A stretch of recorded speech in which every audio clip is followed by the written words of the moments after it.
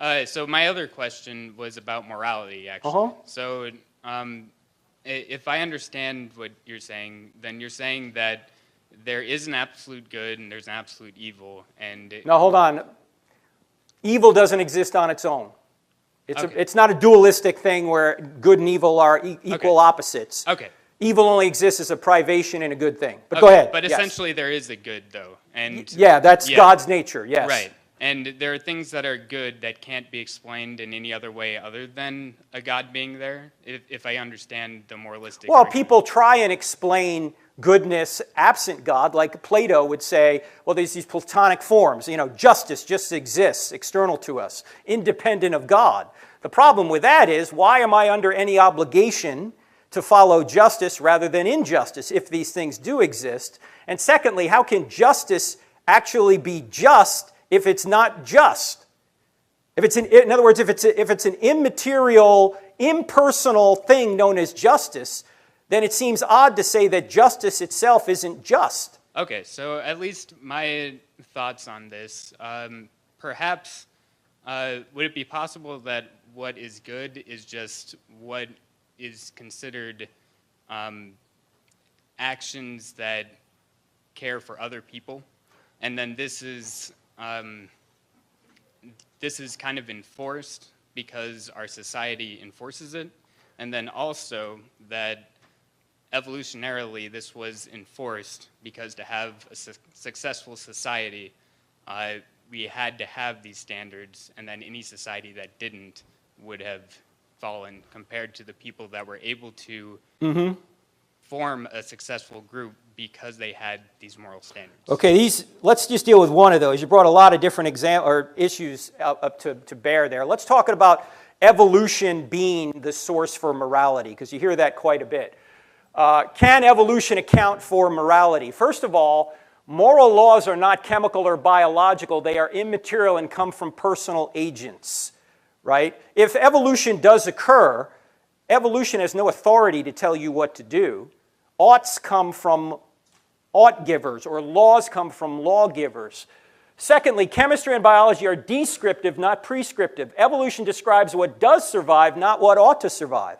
Why human beings? And why people like you rather than the Nazis? Why should you survive, not them? Also, should we rape to survive? I mean, if it's all about survival and passing one's genes on, then why do we have a barrier against rape if evolution is our guide? Also, should we murder the weak to help others survive? That's what Hitler wanted to do. He wanted to take or protect the super race by getting rid of the undesirables. To him, that was homosexuals, gypsies, Jews, and Jehovah's Witnesses.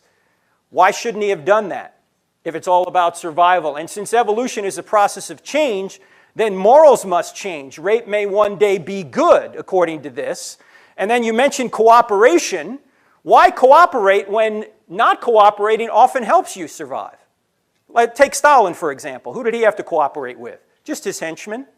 He killed 20 million of his own people and Did Stalin died. survive well, though? What's that? Did Stalin survive well, though, with his non-cooperation? Oh, sure he did. He survived very well. He died at the age of 74 on his deathbed, shaking his fist at God one last time. How about Russia, though?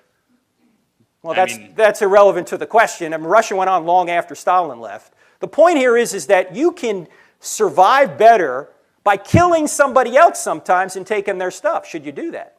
But your community doesn't survive better because of it. Why do you care? Because If there's no standard beyond you. But your community, so does an individual fare better than a community in terms of surviving in the world? Well, Ben, what you're importing now is some moral language into your system. You're saying better, actually, I just mean survive. No, I mean like a community has a better chance of surviving than an individual. So, But which community? Our community? The Nazi community? Just in Stalin's general. community?